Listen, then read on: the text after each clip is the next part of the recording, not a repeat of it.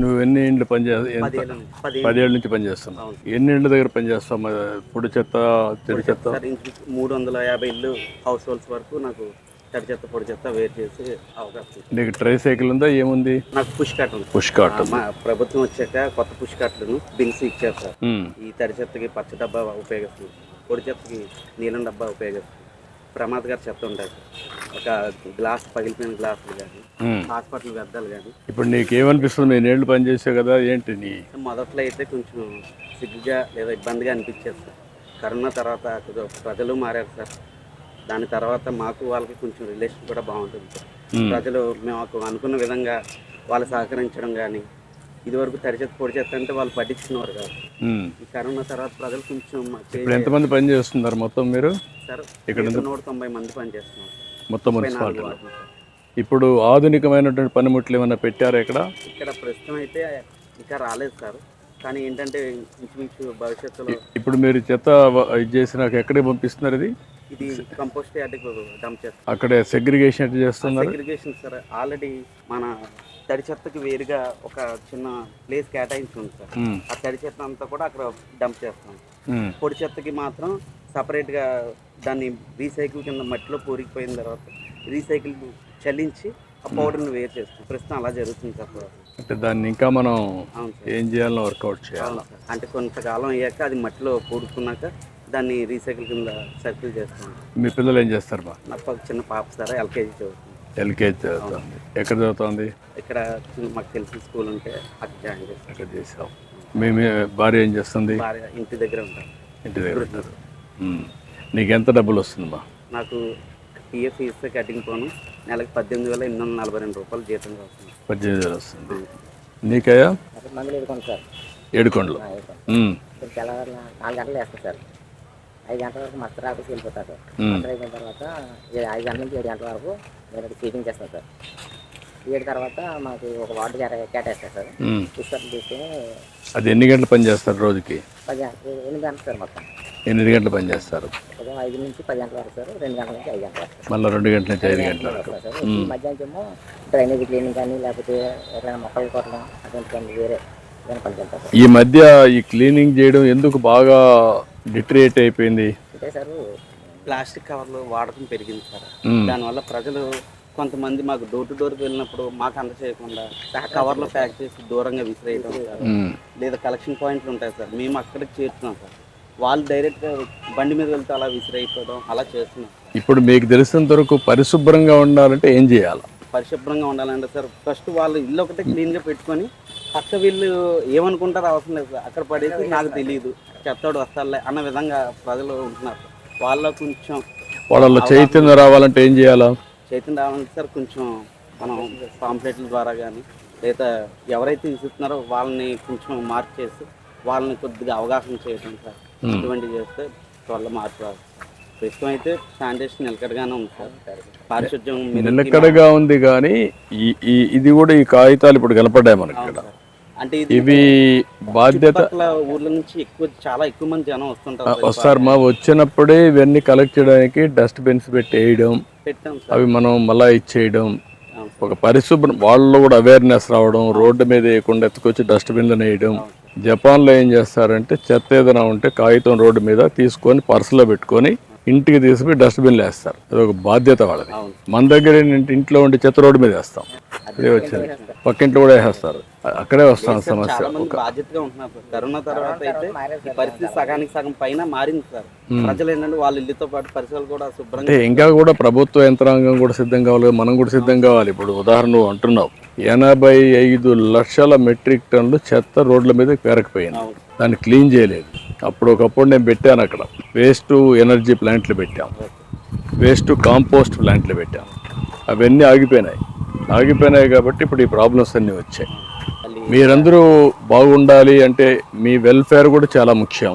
ఏం చేస్తే బాగుంటుంది మీ అందరికీ? మాకు ఉన్న సమస్యల్లో 62 ఏళ్ళ తర్వాత రిటైర్మెంట్ తర్వాత మాకు ఒక్కసారిగా శాలరీ కోల్పోవడం, కుటుంబం మొత్తం శాలరీకి ఆధారపడి ఉండడం వల్ల ఇబ్బంది పడుతుంది. అది ప్రభుత్వం తరఫున ఏదైనా సహాయం రిటైర్ అయిన తర్వాత ఇప్పుడు పిఎఫ్ఐని కడుతున్నారు కదా మీరు? కడుతున్నారు సార్. కట్టినప్పుడు అది వస్తుంది కదా మీకు? అంటే సార్ అప్పటికి ఏంటంటే కొన్ని మధ్య మధ్యలో పెళ్లి వాడుకుంటున్నాం సార్ అవసరం. పిల్లల అవసరాలకు కానీ చదువులు కానీ అవి వాడకం అయిపోతుంది సార్. దానివల్ల ఏంటంటే అది చివరి వరకు రిటైర్మెంట్ వరకు వచ్చే అవకాశం లేదు, భద్రత కోసం. పద్ధతి వస్తుంది సార్. ఎందుకంటే ఒక్కసారిగా ఇప్పుడు వచ్చే 18,000 ఒక్కసారిగా ఆగిపోతుంది సార్ వచ్చే నెల నుంచి. మా కుటుంబం అంతా కూడా దీని మీదే ఆధారపడి ఉంటుంది సార్. ఇప్పుడు నా ఫ్యామిలీ అంతా మా ఆవిడ ఇంటికాడే ఉంటారు, పిల్లలు నా మీద ఆధారపడి ఉంటారు. వాళ్ళు ఒక్కసారిగా శాలరీకి వెళ్ళిపోతే ఇబ్బంది పడుతుంది. అది ఒక్కటి ఆలోచించి ప్రభుత్వం తరఫున మీరు ఏదైనా సహకరించి ఏమైనా సాయం చేస్తే మాకు చాలా సంతోషమ్మా, మీరు బాగా పనిచేస్తున్నారు. ఇప్పుడు మీ పట్ల కూడా గౌరవం పెరిగిందా? పెరిగింది సార్. ఇదివరకు కొంచెం భయపడేవాళ్ళం సార్, తర్వాత మమ్మల్ని కొద్దిగా గౌరవిస్తున్నారు. పిల్లలకి చెప్పడానికి భయపడేవాళ్ళం సార్. ఈ కరోనా తర్వాత ప్రజలందరూ కూడా మీరు లేకపోతే మాకు ఆరోగ్యం లేదు, మాకు సరైన వాతావరణం లేదని చెప్పేసి వాళ్ళు కూడా ప్రతి ఒక్కరు ఇలా చెప్పడం వల్ల మా పిల్లలు కూడా గర్వంగా ఫీల్ అవుతుంది. అందువల్ల మేము వర్క్ చేయడానికి కూడా ముందుకు వస్తున్నాం. కానీ రాబోయే రోజుల్లో ఈ వర్క్ చేయడానికి కొంచెం జనం తగ్గచ్చు, జనం రావట్లేదు. అప్పుడు పరిస్థితి ఏంటనేది మాకు అర్థం కావాలి. అంటే మనం ఏం చేయాలంటే ఆధునికంలోకి పోవాలి. ఇప్పుడు మెషిన్స్ వస్తాయి, అవును మీకు కూడా శానిటేషను ఎట్లుండాలా, మీ హైజీనిక్ ఎట్లా కాపాడాలా అవి కూడా వర్కౌట్ చేయాలి. ఇప్పటి వరకు మీరు చేసిన పనికి మీకు అందరికీ కూడా మనస్ఫూర్తిగా అభినందనలు, ధన్యవాదాలు. మీ అందరికి కూడా పాదాభివందనం చేస్తున్నా. అంత మంచి మంచి వర్క్ ఇది. నేను ఇప్పుడే కాదు 40 ఏళ్ళ నుంచి చూస్తున్నాను. హైదరాబాద్లో పారిశుద్ధ్యం చాలా అధ్వానంగా రాష్ట్రం అంతా ఉన్నప్పటి నుంచే స్టార్ట్ చేసాం. ఏదైతే పచ్చదనం పరిశుభ్రం స్టార్ట్ చేసి అప్పటి నుంచి చేసాం. ఇది ఒక ఉద్యమ స్ఫూర్తితో తీసుకుపోవాలనుకున్నాం. అప్పుడప్పుడు దీనికి కొన్ని బ్రేక్లు వచ్చాయి. ఇప్పుడు మళ్ళీ స్వచ్ఛ భారత్ రిపోర్ట్ కూడా నేనే ఇచ్చాను. దేశం అంతా కూడా పరిశుభ్రంగా ఉండాలి, ఎక్కడికక్కడ చెత్త రోడ్డు మీద వేయకుండా ఉండాలి, చెత్త నుంచి సంపద సృష్టించాలి. ఇలాంటివన్నీ పెట్టి ఒక రిపోర్ట్ ఇచ్చాను. దీనికి తగినన్ని నిధులు పెట్టాలి. ఈ స్వచ్ఛ భారత్లో భాగస్వాములైన ప్రతి ఒక్క వ్యక్తిని గౌరవించే విధంగా విధానం ఉండాలి, అవార్డ్స్ ఇవ్వాలి, సమాజం గుర్తించాలి. ఇలాంటి కార్యక్రమాలకు అన్నిటికీ శ్రీకారం చుట్టాను. దాన్ని ఇప్పుడు మన రాష్ట్రంలో ఇంప్లిమెంట్ చేసి భారతదేశానికి ఒక ఆదర్శంగా చేయాలని నా అభిప్రాయం. చేద్దాం. మీ కష్టాలు కూడా ఏవైతే ఉన్నాయో అవన్నీ కూడా ఎట్లా పరిష్కారం చేస్తూనే ఇంకా ఒక పరిశుభ్రమైనటువంటి మన స్వర్ణాంధ్ర, స్వచ్ఛాంధ్ర అని పెట్టుకున్నాం. ఇంకొక 23 ఏళ్లలో 100% పరిశుభ్రమైన వాతావరణం, స్వచ్ఛంగా ఉండడం, ఇలాంటి కార్యక్రమాలు చేసి మనం ముందుకు పోదాం. ముందుగా మీరు మా ఊరు వచ్చినందుకు చాలా చాలా ధన్యవాదాలు. థ్యాంక్ యూ మా, చాలా సంతోషం. వెరీ నైస్ మా, గుడ్. మాకు ఇక్కడ ఇదివరకు కొంచెం డిస్టార్ట్ కానీ దించుతారు, ఇలాంటివన్నీ కూడా చాలా ఇబ్బందులు పడేవాళ్ళం సార్. ఈ ప్రభుత్వం వచ్చిన తర్వాత సార్ ఇక్కడ ఎమ్మెల్యే గారు మాకు ఏ అవసరమైనా కానీ దానివల్ల మాకు ఫౌండేషన్ కూడా ఇంకా కొంచెం సులువుగా అవుతుంది సార్. అదేమా, గ్లౌజులు మాస్టర్ వచ్చేది కదా సార్, అది నాకు హెల్త్ ప్రాబ్లమ్స్ వచ్చేవి. సార్ మీరు 1995 నుంచి మొదటిసారిగా సీఎం అయినప్పటి నుంచి రాష్ట్రానికి క్లీన్ అండ్ గ్రీన్ కి ఎక్కువ ప్రాధాన్యత ఇస్తున్నారు. మరి మేము ఎక్కువ పరిశుభ్రతకి మేము తోడ్పాటును అందిస్తున్నాం కాబట్టి మీరు మాకు ఏదైనా భరోసా అందిస్తారు? తప్పకుండా బా. నేను చెప్పే కదా అన్ని మీరు చెప్పినట్టు ఆలోచిస్తాను. మీ భద్రత ఎట్టివ్వాలి, ఇవన్నీ భవిష్యత్తులో ఏ విధంగా చేయాలి అనేది ఆలోచించి మీరు చేసిన సమాజ సేవ కోసం మిమ్మల్ని ఎట్లా ఆదుకోవాలో ఆదుకుంటాం, రెండు చేస్తాం సార్. అన్ని రంగాల్లో యంత్రాలు పెరుగుతున్నాయి కదా, పారిశుద్ధ్యంలో కూడా ఈ అండర్ గ్రౌండ్ డ్రైనేజీ దగ్గర కార్మికులు దిగి అనారోగ్య పాలవడం, ఇబ్బందులు పాలవడం అవి జరుగుతున్నాయి కదా సార్. పారిశుద్ధ్యంలో కూడా అటువంటి చోట్ల యంత్రాలు ఉపయోగించి మాకు కొంచెం ఇటువంటి ప్రమాదం నుంచి పడకుండా తప్పించుకునే అవకాశం ఉంటుంది. తప్పకుండా మీకు అందరికి కూడా నేను ఆలోచించేది అన్ని యంత్రాలు తేవడం. దీంట్లో కూడా ఇంకా మెరుగైన ఇది రాలేదా, ఇవన్నీ ఇది క్లీన్ చేసినప్పుడు ఇవన్నీ ఉన్నాయనుకోండి, ఒకటేసారి తీయడానికి కూడా. అంటే ఇప్పటికీ డ్రైన్లో దిగే పరిస్థితి, ఈ పరిస్థితి నుంచి కొంచెం కాస్త ఉపశమనం లభిస్తున్నాను సార్. ఎందుకంటే sir door to door collect చేయడం, ఈ మీద పడిన ఆకులు ఇవన్నీ స్వీపింగ్ చేయడం, వీటికి సమయం సరిపోతుంది సార్. మళ్ళీ డ్రైన్లు దిగడం వల్ల ఏంటంటే కొంచెం అనారోగ్య పాలవుతుంది సార్. ఎక్కువ స్కిన్ ఎలర్జీలు, దురదలు రావడం, పుళ్ళు రావడం అలాంటివి జరుగుతూ ఉంటుంది సార్. ఇందుకోసం ఏంటంటే డ్రైన్లో పూడి పెట్టి వాటికి ఏమైనా బాగుంటుందని ఇది సార్. ఈ బిన్లో వేసి ఈ బిన్ నుంచి సార్ మేము కలెక్షన్ పాయింట్ చేరుస్తాం సార్. కలెక్షన్ పాయింట్ దగ్గర సంబంధిత వెహికల్ వచ్చి దీని కంపోస్ట్ చేరవస్తుంది.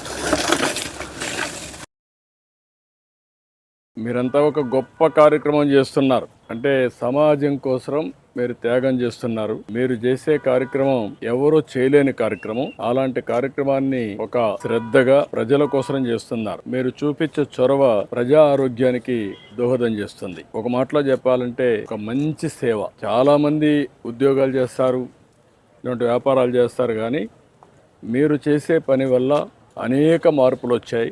ఎప్పుడో నేను పచ్చదనం పరిశుభ్రంతో ప్రారంభించి తర్వాత స్వచ్ఛ భారత్కి నేనే రిపోర్ట్ ఇచ్చి ఈరోజు స్వచ్ఛ ఆంధ్రప్రదేశ్ కార్యక్రమం చేస్తున్నాం. మనం కూడా స్వర్ణాంధ్రప్రదేశ్, స్వచ్ఛ ఆంధ్రప్రదేశ్ 2 కార్యక్రమాలని ముందు తీసుకుపోతున్నాం. ఇందులో మీరు భాగస్వాములు అయ్యారు. మిమ్మల్ని అందరినీ మనస్ఫూర్తిగా అభినందనలు. మీ అందరికీ పాదాభివందనం చేస్తున్నా. మీ సమస్యలు కూడా చెప్పారు. నాకు ఆధునీకరణ కూడా వస్తూ ఉంది, మెకనైజేషన్ వస్తూ ఉంది. ఇప్పుడే మన వాళ్ళతో నేను మాట్లాడాను. వాళ్ళు కూడా వాళ్ళ ఇబ్బందులు చెప్పారు. ఇప్పుడు కూడా డ్రైన్లో దిగడం ఇవన్నీ ఉన్నాయి. ఇవన్నీ కూడా పరిష్కారం అవుతాయి. మీ సమస్యలన్నీ కూడా ఎట్లా పరిష్కారం చేయాలి, ఏ విధంగా మీకు కూడా అందరితో సమానంగా భవిష్యత్తు ఉండాలి, అవన్నీ కూడా నేను ఆలోచిస్తాను, న్యాయం చేస్తానని మరొకసారి హామీ ఇస్తూ మీ అందరికీ సెల్యూట్ చేస్తున్నా. నమస్కారాలు, ధన్యవాదాలు.